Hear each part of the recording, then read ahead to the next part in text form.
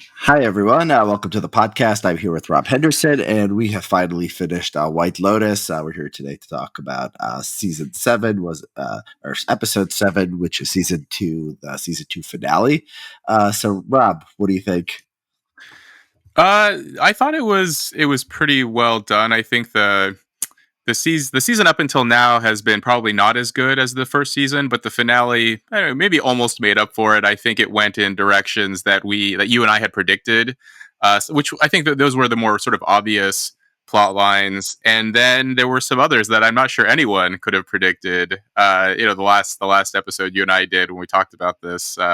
Yeah, we were talking about who are these bodies that we're going to see, and I think we kind of got that right, but we were going in some speculative directions. I don't think anyone expected like Tanya to die, for example. What do you Yeah. think? No, I don't think anyone expected that. I thought she was going to be a recurring character, like on every season forever. I didn't know they would kill her off. Yeah.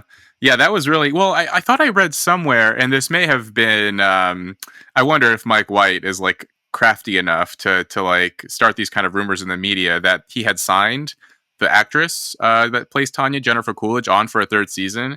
And I read this somewhere. It may have just been on like Twitter or a blog or something, like an unserious news source. But to me, it made sense. I just believed it right away because I thought she would be like a sort of enduring character. But I guess it kind of makes sense because there's only so much you can do with that character. I mean, she's funny and fine, like she is like a very watchable person, I think. But even her character, I think, was better in season one. She was more interesting and more entertaining than this time around. And I thought the way that she went out, it was a little bit silly. The shootout on the yacht was a little unbelievable. That this rich, like, I doubt she's ever held a gun in her life, and she had like perfect accuracy. She knew how to use the weapon, and then she kind of dies. And the way she died was perfect, I thought. Yeah. The way leading up to it to me made no sense at all. I think it would have been much sadder if she was just kidnapped and killed. So they wanted to give her like kind of a cool send off. Did you think Yeah. that was like, how realistic did you judge that yacht scene where she kind of plots her escape? I don't know. She didn't really plot it very well. I mean, how hard is it? It's a pistol. I mean, she just points at these gays and just shoots them from not that far. I mean, how hard is that? I mean, it's if you've never held a gun in your life, maybe she has. Maybe there's some backstory. Maybe there was a reference in season one to her ability to use this. Maybe her husband Greg took her to a rage. I don't know. But if you've never used a gun before, to like kill three guys even at point blank range, is not like it's not the easiest thing in the world. What So happened? unless the I'm imagining you point at them, you shoot. What goes wrong? Like, what's the difference between? like is the safety off? Is it on? Like was it already loaded? Was it all ready to go? Maybe it was because like he was going to put her on the boat. No, it Um, was loaded. I mean, we don't see yeah, her. We don't see her putting guns yeah, in it. exactly. So everything was very. It was just very convenient, and yeah, I mean, I don't know what kind of gun it was. I didn't pay that close attention. But even at point blank range, like if you don't know what you're doing, if you don't know how to hold a gun properly, you can't just like think you're shooting at one direction and be wildly off the mark because of the recoil, or because like you're just not handling it properly. She wasn't really looking either. Like you zoom in on her face as she's walking around, she's kind of like crying and like, not Yeah, really focusing very well. So, and it looked like she got all of them basically like perfectly, right? Like she didn't shoot any of them in the shoulder or the leg, like she got all of them like basically in the torso, perfect shot, killed them right away. It just, it was a little too good. If it was one guy, maybe two, but three was just like, I don't know. It was too perfect for her to make her so how many getaway. bullets Which, did she fire? I mean, she fired. I remember her firing. I don't think she fired. She killed three, but she didn't fire three. She fired a lot, so she missed a lot, I think. Um, yeah, it wasn't yeah, dead on each time, but yeah, it was. To me, it was a little too clean. The fact that she had just enough time to get the gun out of the bag before they kicked the door into, uh, yeah, but it's fine. Like it was. If she had gotten away with it, then I would have thought the show was, it was kind of drifting off into like what is that phrase, jumping the shark territory. But the fact that she died in a silly way at the end was like, all right, I can accept that. They gave her a proper yeah. send off. Well, I mean, she could have stayed on the boat. She didn't need to go down. I mean, did you? I mean, I thought, why doesn't she just wait there until somebody discovers her? Well, wasn't there was the captain of the ship? She saw him like run, and she didn't have any Oh, bullets left. I thought what she was gonna do, like the yeah. first thing I thought was like, okay, so she's out of ammo. One of the gay guys, jumps off. Right, he freaks out and jumps into the ocean and swims off to shore. Then the captain is there, and you see him kind of like freak out and run away. And then Tanya is thinking what to do. She sees the boat on the side. I thought what she was going to do is just pretend the gun is still loaded. The captain doesn't know that the gun is in, I Hmm. don't think. And so she could just point the gun at him and say, like, get us to shore, or like drive the, use the gun as a way to trick this guy into like getting her to safety. But instead she Doesn't falls he? off and dies. Doesn't she try to shoot the captain? Does the captain see her shoot a blank, or does it? He comes I down and then don't runs away, right? It's kind of unclear. Maybe he did see that, but then why would he run away if he No, he knew doesn't that know. the gun was Yeah, she might empty? have So another. he She may might not not. She might be know. able. Yeah, she might be Yeah, able to reload. He doesn't know anything. I don't think. I don't think he's in on it. I think he's a. yeah, Yeah, it's interesting. So yeah, I mean, yeah, she's a goofy person who got a goofy death, but sort of an yeah. awesome death too. And I like sort of Portia at the end. They're like, oh, they found all these dead guys on the boat, and she's like, well, how about that? She took care of, at least she took some of them with her, which was Yeah. just. So is Greg going to be next? Greg's going to get the money. I mean, are they going to know that he planned all this? She's dead. Maybe Greg is going to be the character now. That's what I was wondering too. Like that's maybe they'll do something with this in the next season. Maybe we'll like have maybe Greg will be one of the characters or something. He's not that interesting on his own though. No, he's Maybe not. he's become more interesting because he seemingly was able to pull off this plot, but it was very messy, right? It seems unlikely that the police won't have some questions for him, like why he wasn't there, or like why he, I guess it was his idea to go and then pull out at the last second to go back. And yeah, I don't know. I didn't think that much about what would happen, but it makes sense that Greg may not actually get the money It just because the seems circumstance of like Tanya's death are too suspicious. yeah, it seems like okay. Well, there's a couple things with the plot. I mean, first of all, do you think like Portia, like the fact that they don't kill her, like was he supposed to kill? Was he supposed to kill her and then decided not to? Because it seems like it would have been a bad idea to let her live. Yeah, with Portia. Because What she I knew he like told her like and then sends her off and then like this is a rich wealthy famous woman apparently Tanya is, so like people are gonna be like what happened, and like media would want to know, and like Portia is still alive, she's her assistant, like they would sort of figure this out. So like how could you let her live and go back home? That's a good question. I wondered about that. Like why Portia she didn't seem that Concerned, yeah. concerned. I mean, she did when she called Tanya and said like I have a weird feeling, I have this creepy feeling something's going to happen. In that moment she did seem very alarmed.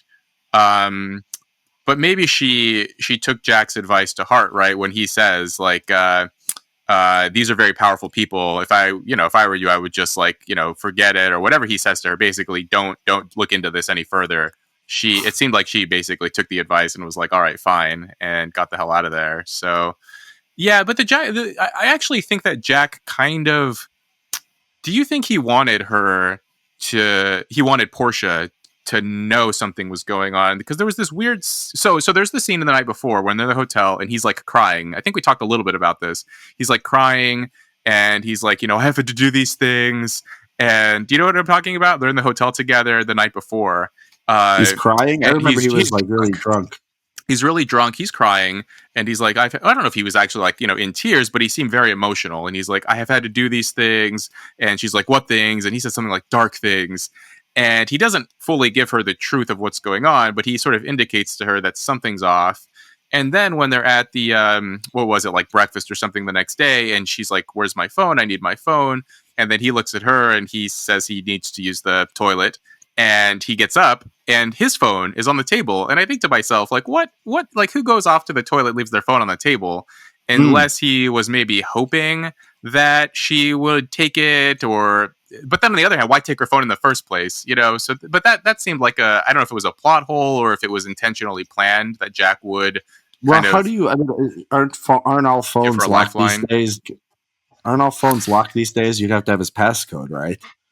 Yeah, I mean, that could be another plot hole potentially, that she was able to unlock it and Well, I get a mean, hold of they were like Tanya. they spent a lot of time together. Sometimes you like look over someone's shoulder, you could see like what their passcode is, and That's sometimes like with you could take up your phone and just with Siri, you could say and it calls. This is like you could make Yeah. calls, I think, with your phone. Call Um, Tanya, right? yeah, Yeah. If yeah, you if don't the need number's already saved. Yeah.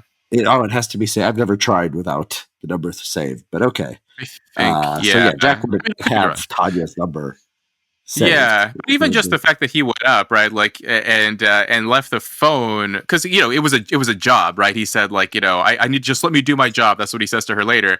And if she's his job and he's been assigned this task to like keep her distracted, keep her in the dark, he's gonna leave his phone on the table while he gets up to use the bathroom for some number of minutes. That seemed to either be intentional on his part, possibly reckless. I mean, he's not the smartest guy, so it's maybe it was just like stupidity on his part.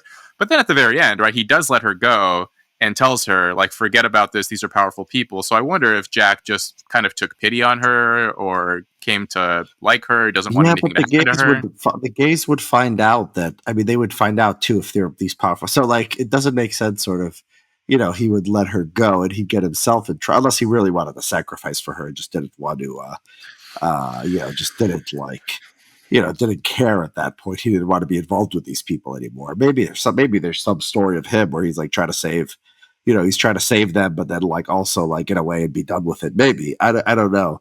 But it doesn't make sense that like the gays wanted to let her go. Like it doesn't make any sense at all because that would come back to them. He must have let her live. Where did he drop her off? He's like, get on your plane to, or like, where was she supposed to go at that moment when he dropped her off? She wasn't I at the don't even hotel. remember the Like, where was she? name. Yeah, I think he just took her to the airport, right? I mean, to some airport, like maybe the nearest airport. He was supposed to take her to, what is that place called, like Taormina or something, wherever he thought that Tanya was headed on the yacht. I guess the plan was for her to meet her there, for them to meet, but then he just drove her to the airport because he knew, right? Like she told him, like, I know something's going on. I know that's not your uncle. Like, she knew what was happening, and so he couldn't take her there because then she would foil the plot. So Jack was still, I think, trying to help his, the gays to by distracting Portia long enough by taking her on this long drive.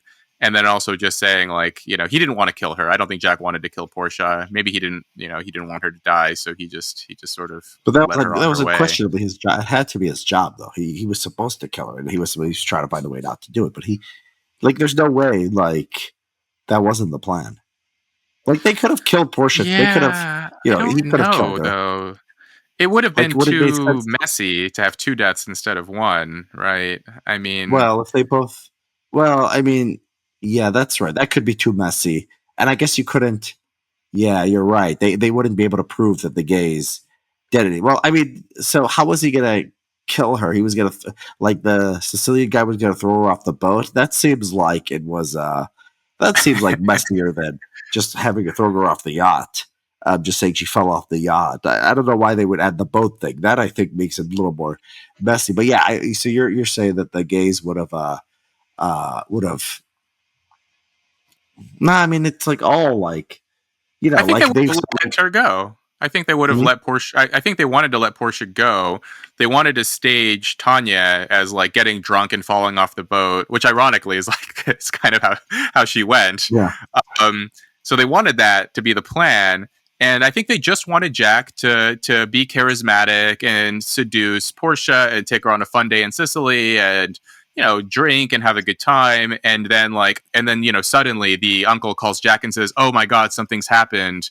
Tanya, had one too many Okay. Chardonnays and fell off." And then Portia would be like, "Oh, and then that would be the sort of, and then Portia the whole time would just be kept in the dark, thinking, "Oh, this guy Yeah. is his uncle," Yeah. and And so Jack just Tanya was having a good time, but then Portia and Tanya talked and figured out what was really going on.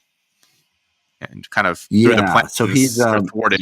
so Jack what makes it make sense is that Jack just screwed up. He wasn't supposed to tell Portia like blabber while drunk and make all these mistakes. So yeah, Yeah, okay. So take her now phone in such an obvious way, right? Like take her phone and then act suspiciously, and yeah, yeah. So something, yeah, and then yeah, leaving his phone. I think if Jack had never left his phone on the table, then none of this would have happened. So that's what leads me to believe that maybe Jack wanted her to know somehow. But again, it's also possible that he was just an idiot and just left it there and wasn't was she, just being careless. wasn't she getting? I thought that wasn't Tanya starting to get suspicious before that call from Portia. Well, she was suspicious because she saw Jack having sex with his uncle. No, I So know, yeah. but she was suspicious in that moment, like something was wrong with Oh, the gaze and the gate.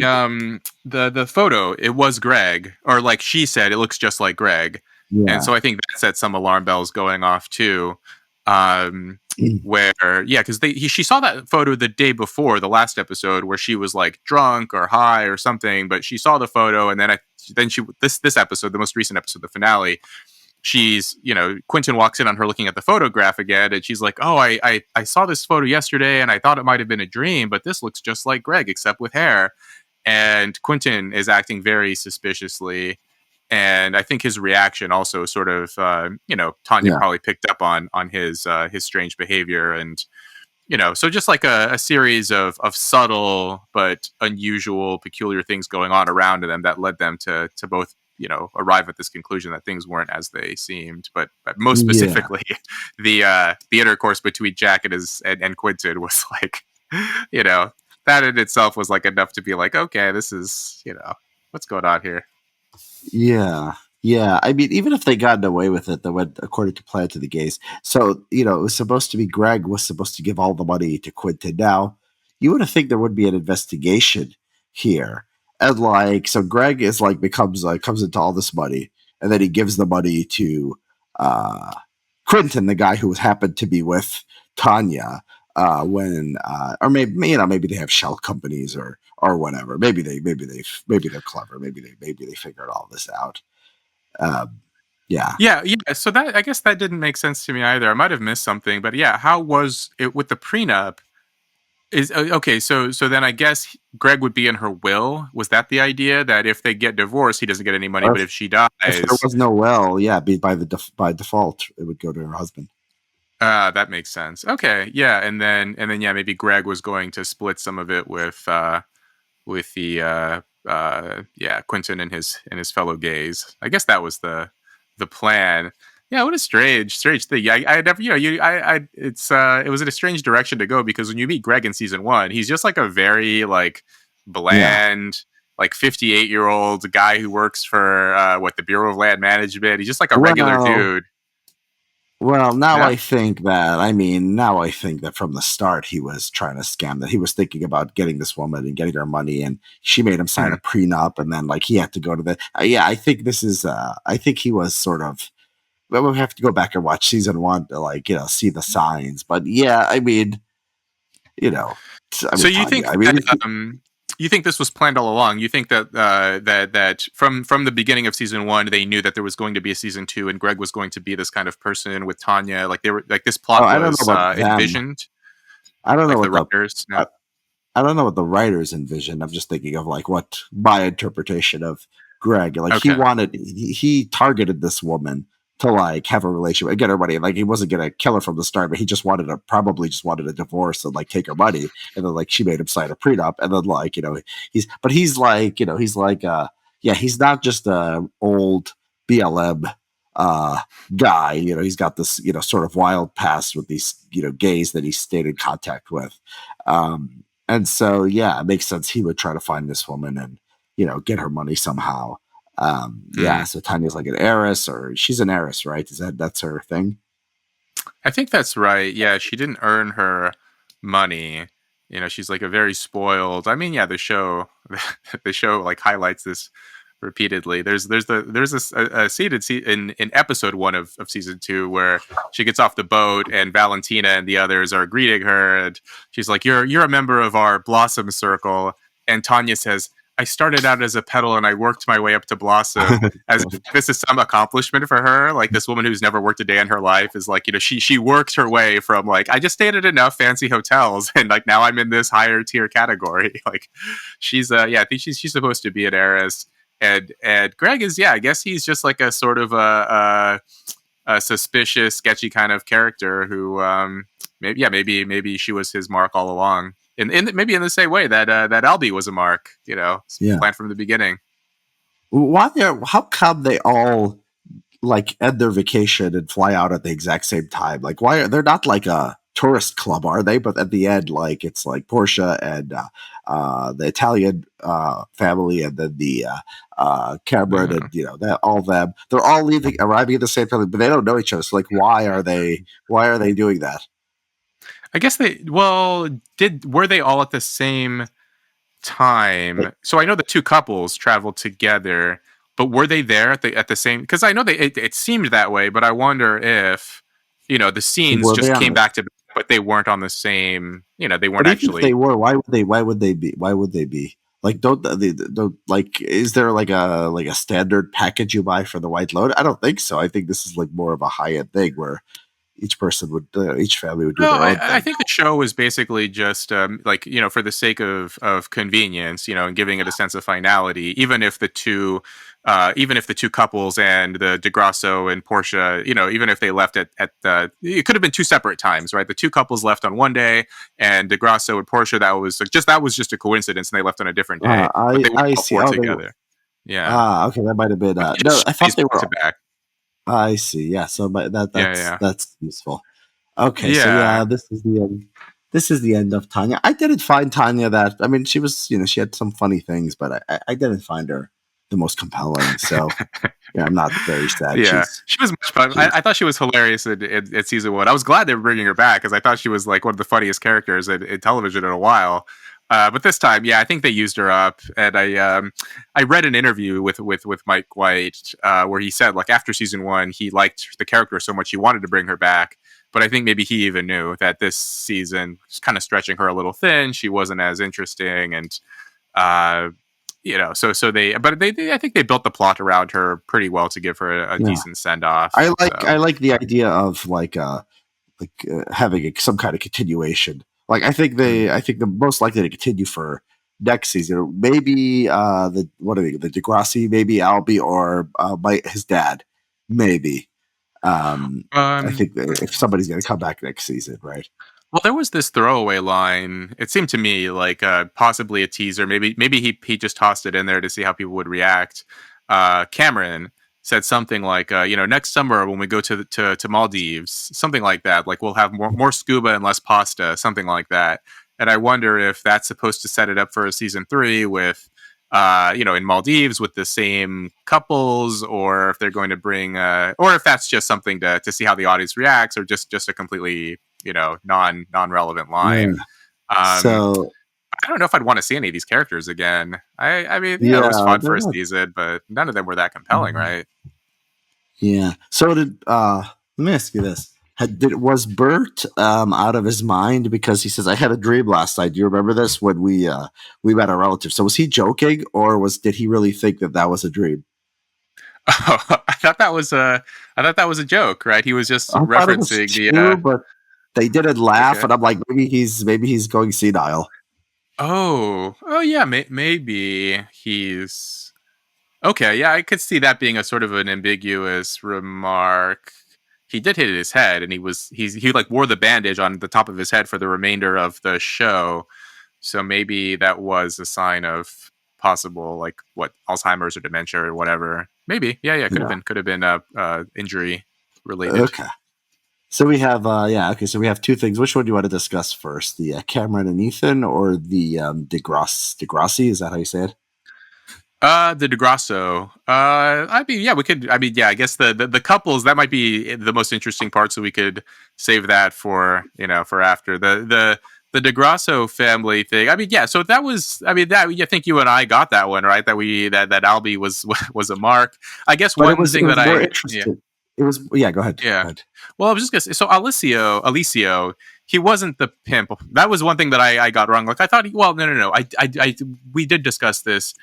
Eventually came to the conclusion that he probably wasn't a pimp, but we weren't sure who he was. He turned out to just be a Yeah, another hospitality worker at another hotel or something, and I thought it maybe was the she's same like a hotel. I thought it was client. the same hotel, but Was it that the would have same been hotel? strange because they would No, have. I that mean, I could, don't know. I yeah. thought they were walking out of the hotel and they saw him, which would have been strange because the other people would have noticed him, right? But then my question there is, okay, so he's not her pimp, but then who is he? Like, why would he help her? Like, why would he play the role of being this, angry gangster pimp, I think he's whatever? just a Like, boyfriend or a tailing the friend, or car, he or he could be just has a anyone. He could crush be a on her. brother. He could be a friend. He could be whoever's in on the scam. It doesn't Does he matter. I mean, he get, could be a does he boyfriend. get a cut?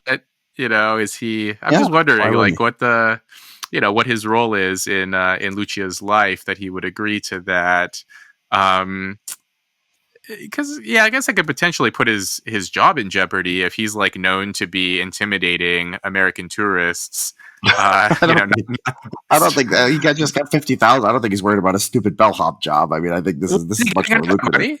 Is he getting any of that money though? Like I don't Of know. course Is he is. he, or He went is away he, unless.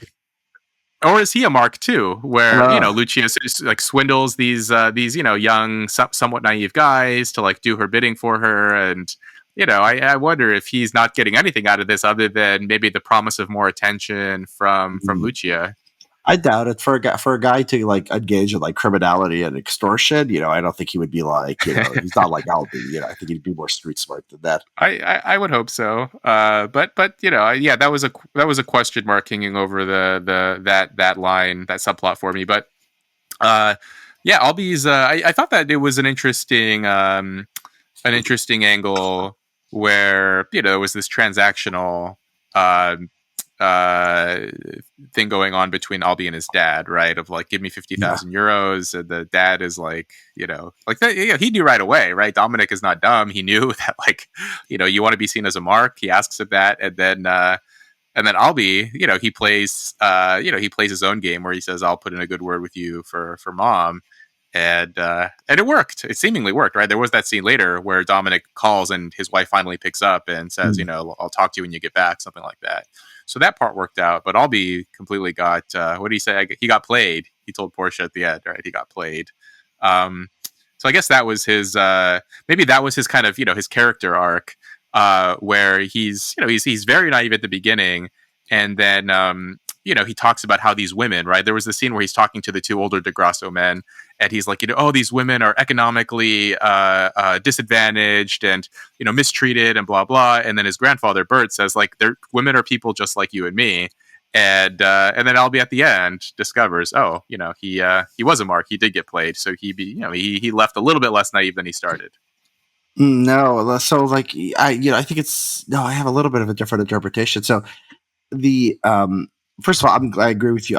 Like I thought that like Albie was just gonna like talk his dad into it, and I'm like no, this is Hmm. not believable. So it is like, oh, 10,000. Like there's no way he talks him into it, like just to do it to be a good like karmic, your karmic, whatever Karmic, credit or karmic whatever it was. payments. Yeah. Yeah, I'm like that's not good. That can't possibly work, and I'm glad that didn't work. I'm glad like he bribed him. He made it a quid pro quo. But then I think Albie. I think he knew. I mean, it seems like he didn't like sit there and try to like his dad says, "Don't be a mark." He doesn't say, "Oh no, I know she's." He doesn't even like try to convince him. And then when she leaves, he opens his eyes right away, like he was waiting for her to leave, and then he goes, "Ah," like Oh. he wasn't like surprised. He wasn't like running after her, like, "Where'd she go? Oh. She must be in the back." She really wasn't crying. He wasn't heartbroken. Like he seems to have sort of knew. I mean, so I don't know why. I don't know why. Like, it doesn't. Maybe he thought it was like 50-50. Like, if I'll give her all this money, maybe she likes me. But he wasn't particularly surprised when she robbed him. I mean, when she left, I think that was the strange thing about it. Yeah, I don't know. I think there was some character development for him, some movement away from innocence. Um I mean, I guess he did say, like, this money is nothing to you when he's talking to his dad, right? To Dominic, he says, this money's nothing to you. Who cares? Blah, blah. And like why would he go, like he really did seem to be in love. He's portrayed very clearly as this sort of naive and innocent guy who's, doesn't think that women would do something, and if, like just, he finds himself attracted to wounded birds. That's what he told Portia in one of the earlier episodes. And so I don't think he expected to be played in this way, because that would imply that he has some understanding, some cynical understanding of how humans can behave, how women can behave, and that doesn't seem in character with him. It seems more like he would believe that she was being she really was in love, or she really just needed this money. Yeah. And then at the end, right, when all three of the DeGrasso men are in the airport line, and there's that hot woman who walks by them, all three of the men, like that, I don't know if it was just, if it was lampooning the male gaze, or if it was just, playing it straight, but all three of the men, turn their heads at the same time and look at her as she walks by. And, I wonder if that was supposed to indicate that, like, Albie is not, he's not just a nice guy anymore. He is kind of becoming more like the older members of his family, his father and grandfather. Yeah. Well, his father Dominic is the first one to turn his head, so I think that's foreshadowing. Okay, this is not gonna last very long. This new Dominic, but the there was sort of like that was a little bit, it was sort of like it's like we talked about the show's like philosophy and stuff, but it's sort of like annoying to me now that like a message of a show is like men like to look at women, and like this is like a radical like conservative stance, like men were like this was used to be such a trope in like popular, like a girl would walk by and like guys would turn their heads, and like now we like don't even, we're like supposed to pretend like nobody's even attracted to women. And like this show, because it like shows you it's like the top off the season finale. Oh, these men all like a pretty girl, and it's like mind's blown. Like, whoa, that's so not current year. And it's just it just like, to me, it's just like, I don't know. Like, we should be better than being surprised or impressed by this. And when the show does, like have someone explicitly describe male sexuality, they put it in the mouth of like this old dinosaur, right, with Bert, where he says, "For men, our Achilles heel is our Achilles." I don't know. Can we say this word on your podcast? But yeah, you know what you know where he goes. And so yeah, there's Bert in their earlier episode says, the old, we used to respect the elderly, and now, they just remind us of an oppressive past. But he's the one who's like, when he hugs, and then in the finale, he hugs Mia, right? She gets up and hugs him, and then he sits down with his grandson and son, and says, she's young enough to be my granddaughter, but when I hugged her, I felt aroused. That's like, I don't know. Yeah, nowadays, very few shows have, they don't have like the dirty old man character. So yeah, there is something jarring to see. It feels anachronistic to have a character like that. Even an old man can do these things. Yeah, but why does he need to say that? I mean, like, it should be taken for granted that he likes, right? He likes women, right? I mean, maybe because he's old, does he try to prove that he could still, he can still function? I don't know. Like, he seems to be, it seems to be he's trying to prove this to them. Like in the, and like, and it was one of the first episodes, maybe the first or second episode, where he's like telling them, like, "Oh, I could still," and he's trying too hard to justify it. They're like, "Dad, like, come on." Or was it the other? Was Albie like? Did Albie go out of it? Like, he's like, I like pretty girls, like whatever. I like Isabella. I would try, flirt with her, whatever. And then Albie's like, "Can you even perform?" And I think it was actually, I'm getting it wrong. Maybe it was Albie, or maybe Albie and Dominic, like trying to tell him, like, "No, you're too old to like even think these thoughts," right? And then at the end, like, he's the one bringing it up, like trying to show them that he's still, capable, which is, sort of sad. But the whole thing is sad. Like how they felt the need to like rub it in his face that like, you can't get it up, old man. Yeah, well, I think there was, they were trying to maybe make a statement about, like the generational divides too, so you have Bert, who's like very unapologetically lecherous and very just like open in his interest in variety and having, multiple partners, maybe having affairs. It's fine. And then you have Dominic, who does all the, like, his behaviors are all the same, but he has this guilt around it, right? There's this guilt and anxiety and this apologetic attitude towards it. And then you have Albie, who's just like, imbibed the, whatever he learned at Stanford and in the culture, where it's like all of it is bad. You shouldn't cheat, you shouldn't do anything, you shouldn't even think these thoughts. if you want to kiss a girl at the end of a date, you have to ask her, "Can I kiss you?" And so, but then, over time, you sort of see that despite the generational divides, I think that final scene of them all staring at the same girl as she walks by is like, yeah, okay, fine, culture changes, whatever, generational divides, but they're all still men, and they all still, like, at the end Yeah, of the day, want the same things. yeah, that's right. That's right. I still don't know. Like, did Albie like? I'm still struggling with what Albie was thinking at the end. It was like, he knew it was possible. I mean, he knew at least knew it was a possibility that she was Hmm. scamming him. Yeah. Well, the other Did he thing that see was it as just interesting like about it, yeah. economic? Was he Go trying to prove something to his dad? Was he trying to like get his dad to do? I don't know. Was he trying to redistribute wealth to like a poor person? What was his like goal here? I don't know. Well, I think there was that, right? Like Albie is, I think he's probably generally like a political liberal who believes that, he says something like, this money doesn't mean anything to you, and Dominic replies like, "Are you just going to go around saving like every girl who needs help?" And he's like, "I'm not going to subsidize that." And Albie says like, "It's 50,000, it's nothing, it's fine." And it really is like it was shown as like he transferred the money and it was like materially irrelevant to that family. So yeah, I think there was maybe something like that on Albie's. The other thing that was interesting to me though, and this may be reading too much into it, which is that Albie knows his dad well enough that this is a consistent pattern with Dominic, right? Where he cheats and then the family gets mad, and Albie describes himself as like the peacemaker of the family, because Dominic has done this before. So Albie's basically saying like, "I'm willing to allow you to hurt my mother again in exchange for like the possibility of like freeing this girl," right? Like he knows that Dominic is not going to be able to stick to his word. He even says like, "Oh, I'll tell her you changed. I tell her, you came out here to Sicily, you had a change of heart, you're a different person now. And if that's what it takes to free this girl." But Albie must know, right? Like Dominic's not really going to change. He's going to do the same thing again. So he's willing to sort of, indirectly inflict more emotional pain on his mom in exchange for what, like the possibility that maybe Lucia will go away with him to LA, or if not that, then at least just give her the money, right? Like even if he knows he's going to be swindled, to like just give her some money.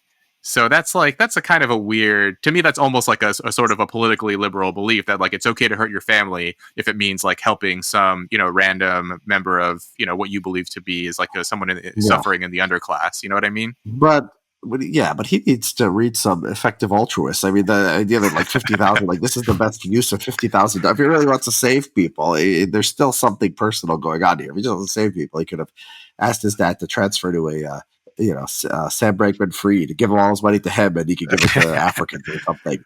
With Surely 50,000 he seems must like have a heard goal. of. Okay, here's a question: does Albie know what effective altruism is? He's a He's a Stanford grad, Stanford he's a graduate of kid, smart Yeah, he just family. graduated from Stanford. He just graduated from Stanford. I mean, that's the Bay Area. It's like where all this stuff is. Yeah, definitely.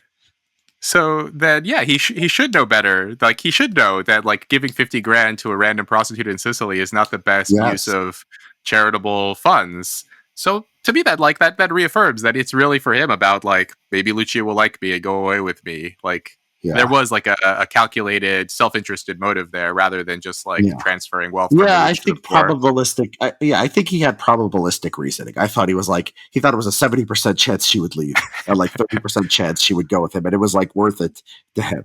But he Yeah. wasn't surprised. Like when she left, he wasn't like, oh my god, I'm gonna go find her. It was just like, oh, she left. Oh, that's how it turned out. I guess I was wrong. That's So it would all be it a was. I mean, it was. win-win.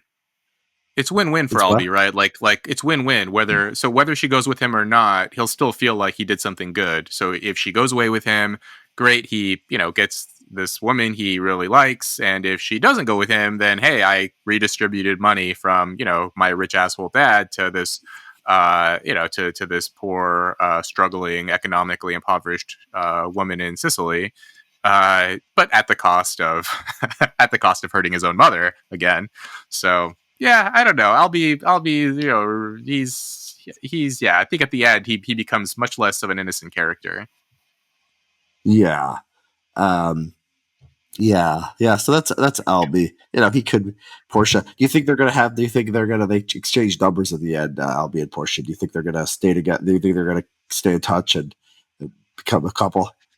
That was a weird, like, I guess. I That's possible. I think it's going to be, well, the most likely outcome for something like that is that they just text each other for a little while. And oh wait, well, it depends on what happens. So if Albie goes back to California, I mean, it's funny. Like I like Portia went to Chico State, not that far actually from where I grew up, and that's, Uh-huh. it's like a 3 hour drive from Stanford. Oh, they're not that far So apart. it's so it's possible that if she goes back to Chico, for whatever reason, and he goes back to Stanford, if they're both sort of based where they went to college, they could potentially like see each other again. But the most likely outcome, right, with like two, Gen Z kind of flighty, erratic kids, is like, maybe they'll hook up a couple of times, text each other, and it'll just sort of fade away and not really turn into anything Maybe. serious. Hmm. Yeah, I mean, do you expect them to continue? Do you think we'll see them in a future episode, Well, like a all the future things you season? say are true about most likely scenario when people exchange numbers, but like the fact that they had this sort of interesting experience where like, Portia's going to be on the news. I think out of this, like, it's going to be like a big news story. Um, and she's gonna be like, this is the only person I can talk to him. Like, he was there at the same time, and like we hung out It's there, true. and like, oh, he's got this amazing story too. Like, Albie's gonna tell her like, well, what happened to him. And so I don't know, like having the shared experience of like both being sort of played and both being in the same place at the same time, maybe that's something, maybe that takes them somewhere. But the reason that they didn't, the reason that she didn't like him in the first place is hasn't, was because he wasn't as exciting as this other, British, soccer hooligan or whatever who comes across. And, Yeah. but maybe Albie's a changed man. Maybe he's not the, the beta that he once was. So yeah, I don't know. Maybe they might have some hope. Yeah, I mean, I thought it was interesting that both of them. I mean, we talked about this before, where Albie and Portia, instead of being with each other, which would have been, like that would have been the most sort of fitting for both of them. Instead, they both were essentially, last time we said they both sort of hooked up with, prostitutes, sex workers, and this time, like, it becomes very clear that both of them got swindled by sex workers, right? So Albie, like, we have evidence, it's confirmed that he was a mark the whole time.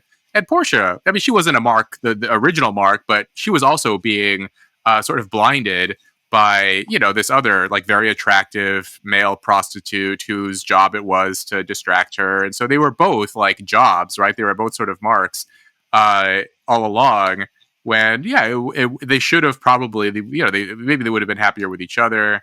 um Although I don't know, Portia sort of had her own arc where initially she was like, this very classic, like, neurotic Gen Z woman of, I just want an adventure, and she's stressing out about working for this boss, and very emotional, right? Like a very sort of emotional person. And then yeah, like she was unable to appreciate her experience there in Sicily. Yeah, okay, fine, you're on the job, but it's still like that's a pretty sweet gig to stay in a fancy hotel in Sicily and work for this woman. But now that she's had this like life or death experience, she did seem to be a little like maybe more appreciative of life, or like, she survived something pretty crazy. She did have this intense experience, as you say. And so yeah, maybe she also had some, she changed, she came out a little bit different than when she started. Not as clear though for me as it was for like the arc as it was for Albie, but maybe she also had some kind of character development. Yeah. I mean, what's the evidence of Albie's arc? Just because he looked at a girl once? I mean, I don't know. Is that a evidence of a big arc? Well, he was very upfront, right? When Portia asks what happened with the Uh, girl, and he said, "I played." He oh didn't yeah, couch he's it, like and a little bit. sugarcoat Yeah, it. He didn't say yeah, oh, she was struggling for financially and my father and I helped her, or like, he didn't give her any bullshit. He just said like, yeah, I got played. He yeah, learned that, he can be a mark, women can be yeah. calculating and not these innocent creatures. So, and then Portia, yeah, I mean, she started out very yeah, unstable, it seemed. And then later she was pretty blunt, perhaps too much so. She seemed almost reckless in how straightforward she was questioning Jack. Like, I know he's not your uncle, and he's like, "What? Of course he is." And she's like, "So you f your uncle?" Like, Mm. it was to be like, she was in a dangerous situation there, and she was very direct, Yeah, I wonder recklessly if so. Fortune's somehow gonna get. I wonder if she's somehow gonna get Tanya's money. Like, so I think it all goes to Oh. Greg. If you're married, it doesn't matter if you have a prenup. I think it's Greg's money as much as it's her money while they're married. So I think Greg will get everything. But I don't know if you die, like you could have a will. I don't know how that works. If you could have a will and you could go to your like assistant or something.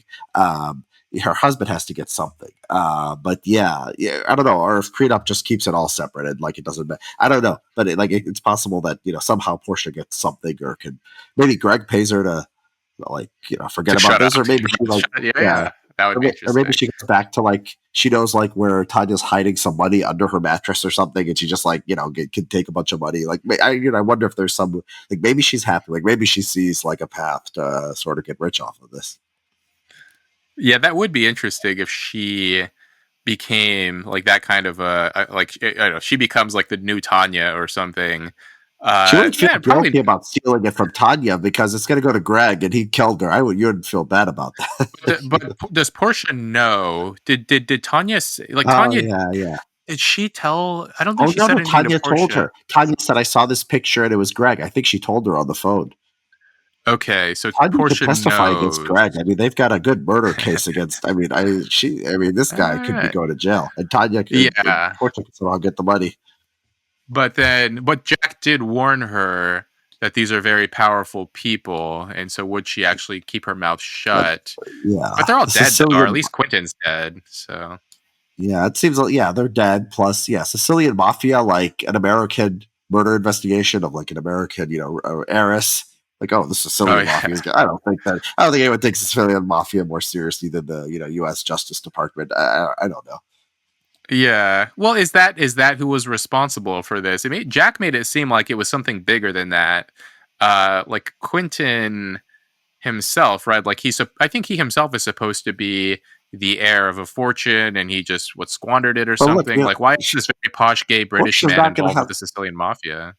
Portia's not going to have a choice. I mean, because the feds are going to come after her, and they're going to like she knows something, and they're going to try to get her story, and they're going to like probably try to make Okay. her think that like maybe like she's a suspect, and like Mm, I don't think she has like she doesn't have an option of just like disappearing here. People know okay. something So something then, strange yeah, now, she'll crack. Yeah.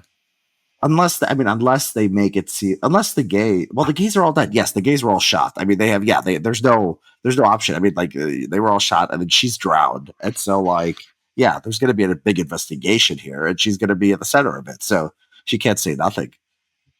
Yeah.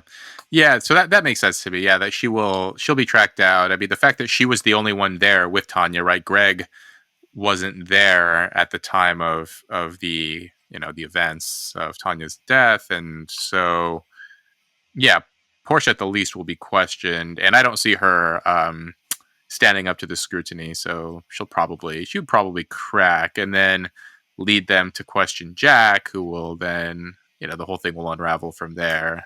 Well, I don't think Jack So is good. yeah, I don't think Jack is going to be that easy to find. I think Jack is the kind of guy who's, you couldn't find him on Instagram. I don't think like you could just find Jack, right? Like that phone, like yeah, Like Tanya gets a call from Jack at the end. I don't think like, you can, I don't think you could just, I think that's a burner phone. I don't think Jack is, easy to find. I think it's criminal enterprise. yeah, So yeah, it's just going to be Tanya basically. I heard that Tanya, Portia. And yeah, they'll try to get out of her what they can. Um, yeah, and so so the okay, so yeah, let's finish by talking about the final thing. So to my chagrin, Ethan is not a cuck. There's no cuckoldry storyline. no, I'm just very yeah, disappointed. no strange sexual fetishes. No, I think the ending was pretty like I think it's pretty straightforward what happened there, and in a way, it actually reminded me of season one, where there is this this show indicates that sex and violence are intertwined. So in the first season, I should actually have looked this guy's name. The father, right? The dad in the show. Um, Mm. he and his wife, were not really passionate for each other anymore. They're not really in love. And then he gets into a fight. He basically like loses Yeah. very quickly the fight to the Hawaiian guy who breaks in. And then after that, he has his black eye, broken nose, and he looks like, he survived this altercation. And then him and his wife have sex. And then in this show, Ethan and Harper, they only have sex after Ethan and Cameron have this violent altercation in the ocean, and he punches Ethan, or he punches Cameron, and they, both try to drown each other.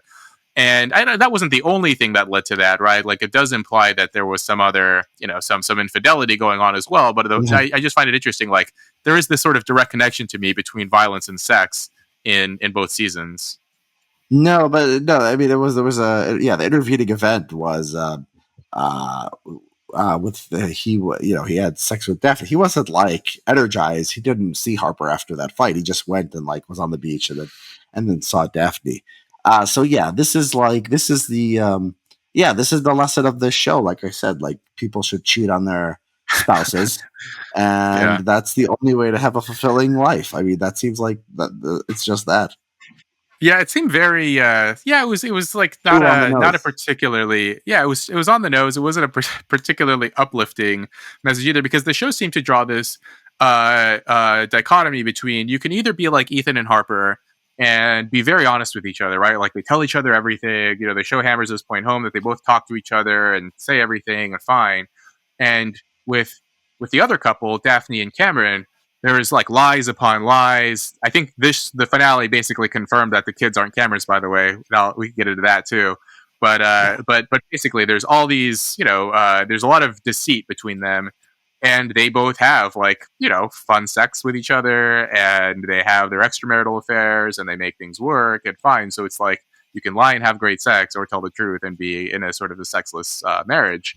Um, so, I think that was kind of the message there. And I think the violence does have something to do with it, because they didn't have to have that scene. They could have just had the scene. They could have just smash cut to like Ethan sulking, right? He didn't have to go out and like track Cameron down and then like get into a fight with him. He could have just gone down to the beach, tried to track Cameron down.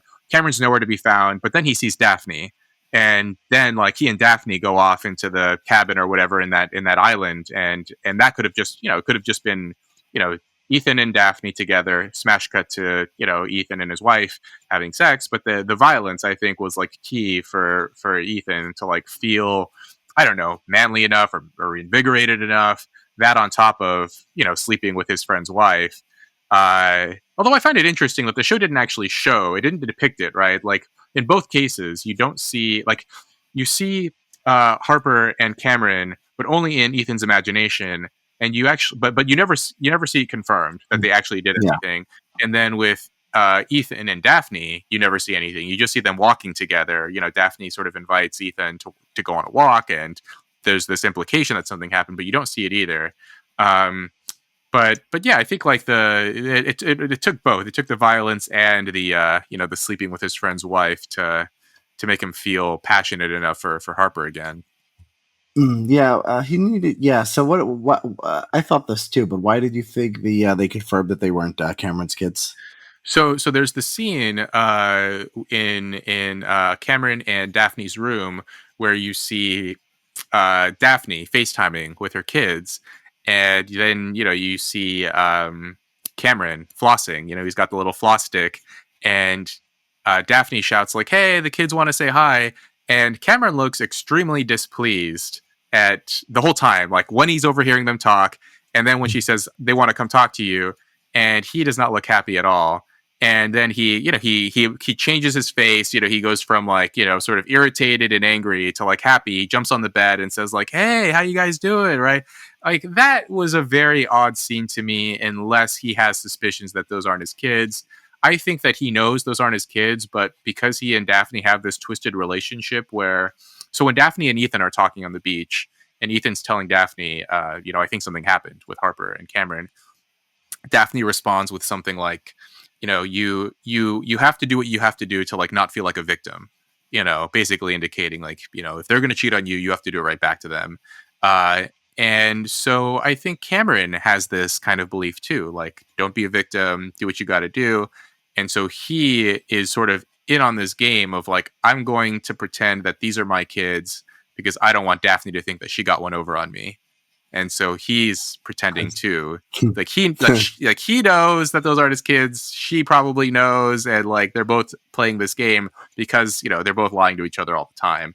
But that was a weird scene to me. That like why throw that in there where he's flossing and angry, and then suddenly hey pretending like this. That doesn't make sense to me in the context of the show where Daphne earlier shows Harper like, oh, you want to see my trainer, and it's her kids. So that I think those two scenes are basically evidence of this, and the idea that Cameron knows that he aren't those that's a little, I don't know, that's kind of more speculative, but I think he has the suspicion at least that something's going on there, that those may not be his kids.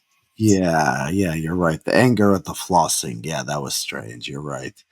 And then Daphne, I mean, she has a moment when Ethan tells her where like her face like becomes very like she it's like not like it's become clear like she's not accepting of like Cameron. It's a facade because she's sitting there and she's like she has to compose herself and says whatever you have to do to not be the victim, and then she like leads she leads Ethan to her lair, right, as a revenge. So it's not like she was just doing this because she likes this lifestyle or she wants it or whatever. She's bitter and angry and sort of hates her husband and is getting back at him. I mean, I think that's the relationship is unquestionably like we speculated like in previous discussions like, oh, like maybe the message is this is like the ideal relationship because like they're keeping it spicy and they're not asking too many questions, but they're just enjoying each other. They really do love each other, but like no, like they're screwed up and they have deep seated resentment, and Daphne is at least pretty miserable. Yeah, and you can it also, so it seems like Cameron is miserable too. That scene in the bathroom was so interesting because right up until that point, Cameron seems like the most happy-go-lucky guy in the world. He seems full of life, and he just does. You don't really see him in any kind of a bad mood ever. And that scene in the bathroom was like, why would he be in a bad mood like this unless he has these suspicions? And both he and Daphne have these these sort of parallel scenes where initially when Ethan is describing to Daphne his suspicions, Daphne like her face, the way it changes from like being very like some mix of like worry and fear and terror and sadness to like suddenly happy. Like that was like a sort of a mirror image of what happened with Cameron, where he initially starts off like sort of irritated and angry and resentful, and then he suddenly becomes happy and goes over and talks to Daphne's kids. So I think there's like both of them. There's to bring it back to that point of you can lie and have great sex or tell the truth and be in this kind of neutral, bland relationship. And now you have you like Harper and Ethan. Like that was probably the most sort of passionate. Like there were quite a few sex scenes throughout, including you see Cameron and Daphne, Cameron with the prostitutes. You see Jack with his uncle, which was that was a very passionate scene. But I think that Harper and Ethan, like that was like the most sort of like raw, energetic, like exciting kind of scene of sex in the entire season, right? Like, and that comes right after like both of them cheat. So, that's I think that was like kind of the message. Yeah, well, they spared us Tanya and the mobster guy. They didn't give us that sex scene, unfortunately. The show ended with that. Like they didn't give we us just that saw one. the foreplay, but we didn't get into the that might have been. That might have been the winner, but we didn't get to see. So I think that Harper and Ethan like that revived their. It may have like interestingly, it may like long term ruin the marriage, but short term it did revive the passion they had for each other. So maybe there is this kind of like the show is saying you can't have everything good all at once. Yeah, so I don't know if. Yeah, so I'm sure that Daphne and Ethan did something. I'm not 100% sure that Harper and Cameron did, or I think they probably did, or they were on the road. They were on the road to. I mean, she comes up to. I mean, her explanation doesn't make sense. Like he kissed me for 2 seconds and I push away, but like she admits, like they came up like for that reason, right? So she didn't come up there for the hat. So she was coming up there with the intention, and then like, and so like maybe she could say I wouldn't have done anything, but like, seems like she probably did or was going to. I Whether did she did read. or not. Um, well, I read this interview with Mike White after the finale, and he said that I mean, it was a very sort of cryptic his answer to this question of like, did anything happen between Harper and Cameron? And he said, so the quote was like, I think probably Harper's telling the truth that they only kissed, but there was still this unaccounted time and that's what Ethan is so stressed about. That's what he's so angry about. And so he's kind of saying like Harper's telling the truth, but there is this unaccounted for time. So I think he's sort of leaving it vague. Like we're not supposed to know for sure. But it seems likely that it couldn't have like maybe like I'm inclined to believe they didn't actually have sex, but I am inclined to believe that it was more than just kissing. Whether it was Ethan's like, did you blow him? Like maybe that maybe Yeah, that's what I thought. I thought they were going back on the cuck path again. Like, did you blow him? Did he put it in your? Did he do this to you? Did he do that to you? I thought, yeah, but that wasn't happening. Yeah, describe it in detail. Yeah.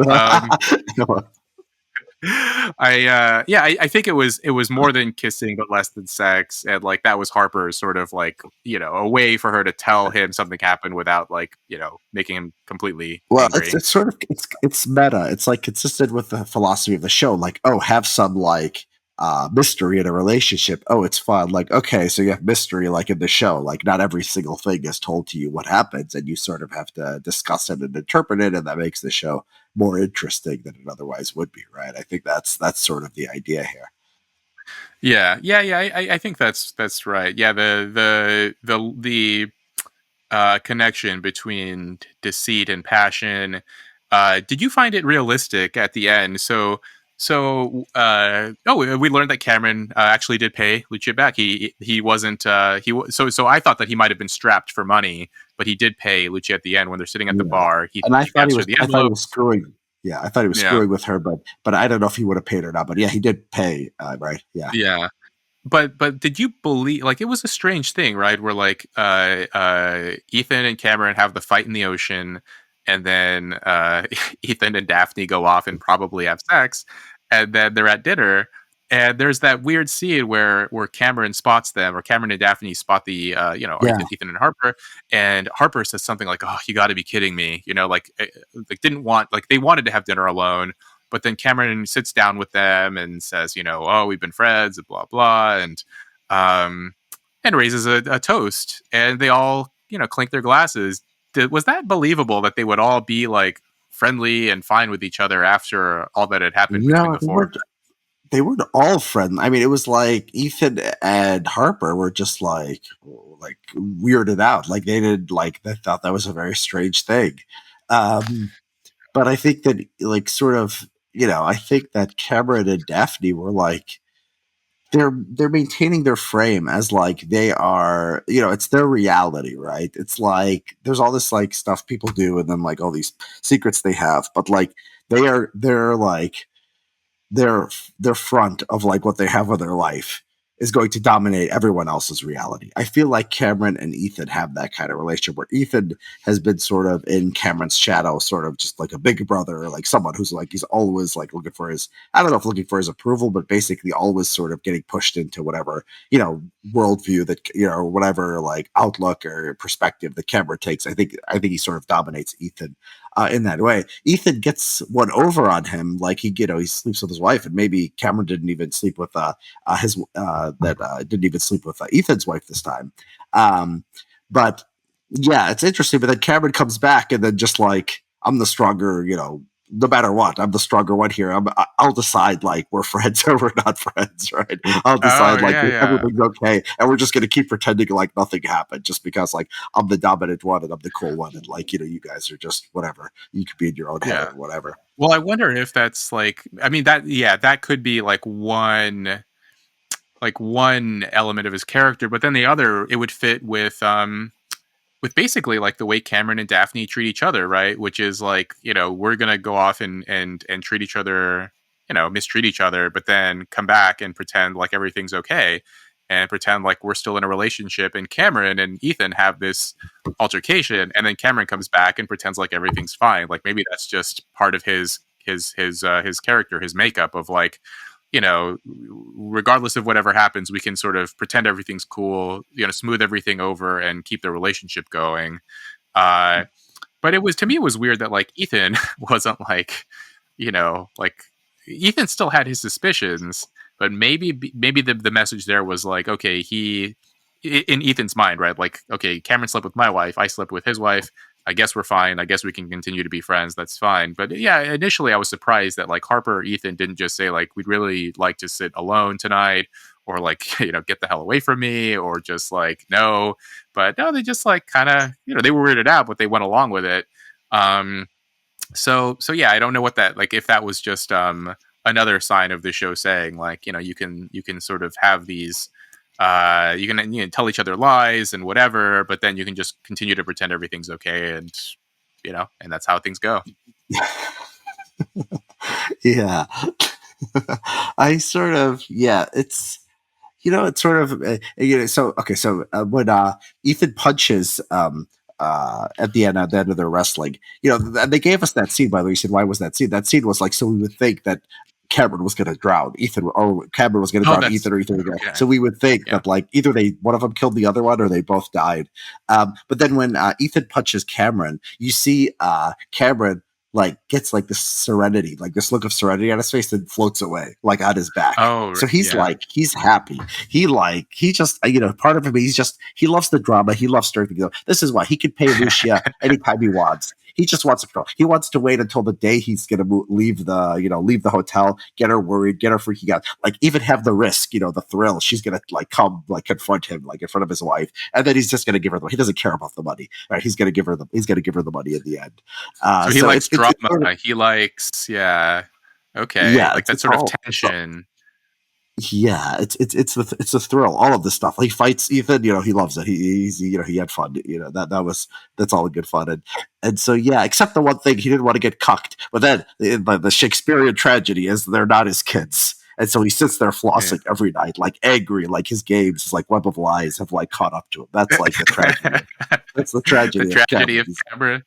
That would be okay. So now, like as we're sort of like spinning this web and kind of like crafting this story, like maybe it would be interesting to follow Daphne and Cameron further, because both characters have lied to each other so much that like they themselves may not even be able to keep track of what lies they've told and how far like the rabbit hole goes between them. And so yeah, maybe there could be maybe Maldives next summer, the next White Lotus season 3. If those two reappear, that would be interesting. Harper and Cameron, Harper and Ethan rather. Harper and Ethan, I am not sure. I mean, they I guess they kind of closed that loop of their story. But there was that interesting scene at the end where they're both couples are at the airport, and they've kind of turned into this like mirror image of each other, where like Cameron and Daphne are together, and Ethan and Harper together, and they're sort of facing, I think they're facing away from each other, but like sitting in the same way, same posture. And I think that was to imply that like, Ethan and his wife have basically become like Cameron and his wife, of like, they both have, committed infidelity to keep the passion alive. And now they're both going to maybe continue lying to each other to keep that going. But yeah, I think bringing those two characters back, Cameron and Daphne, might be interesting for a future season. Yeah, there's a lot we hear. Maybe I don't know if this is right, but they sort of remind me of like Trump.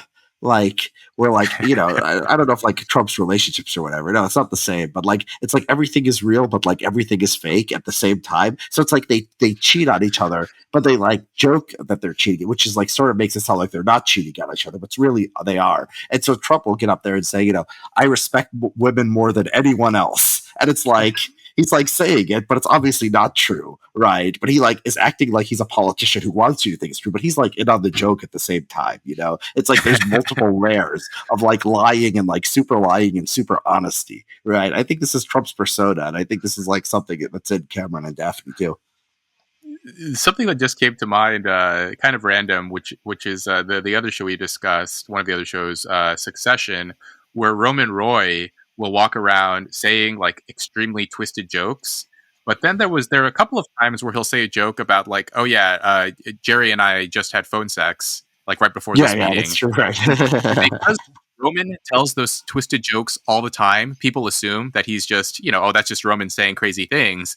But because he makes those jokes, like, it makes you wonder if, like, all the other jokes Roman makes, like, if those are also true, right? About, like, like molestation and whatever, incest and all the other things that he, like, these throwaway jokes.